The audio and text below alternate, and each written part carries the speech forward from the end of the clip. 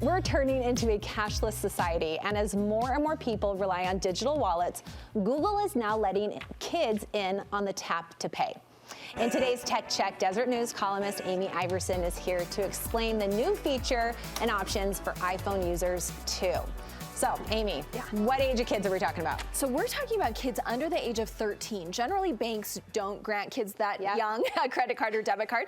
So, I mean, I was saying, like, if your daughter wants to go down to 7-Eleven and you don't have cash, which I never do. Same. But she maybe has an Apple Watch. This is a way for you to give them money. And they can go pretend to be a grown-up and use tap to pay. And so I was saying, Avery only has an Apple Watch. She doesn't have a phone yet. She's only 11. So she would be able to use her watch. Yes. So what's new is Google. We'll talk about Apple in a minute. But Google, this is brand new for them. So what they're doing is parents can link either a credit card or a debit card to their child's account through Family Link. So if you're using that already, and then you can track their purchases. So kids can only use this on Android in stores. They can't use it online, but they can also use it for library cards, gift cards, their loyalty cards, you know, the concert tickets, all of those things.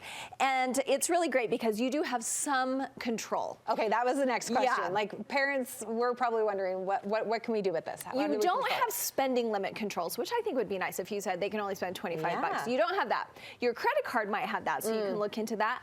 But you will get notified each time they make a purchase. So at least you're notified after the fact.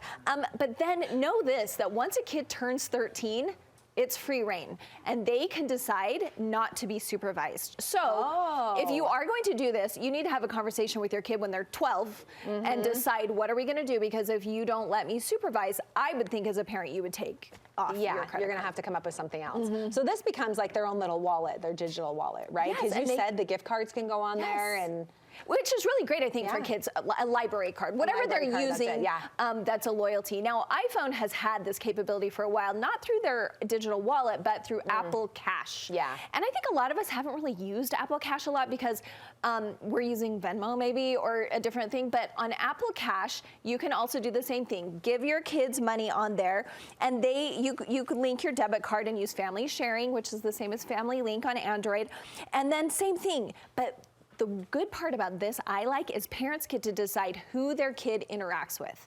You can decide everyone, or only contacts, or you can even just say they can only do it with family, your family group.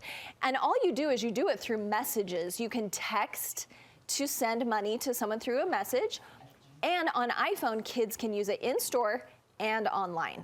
So it's just a way for them. I think it's a great way to teach kids about budgeting. With you having some oversight.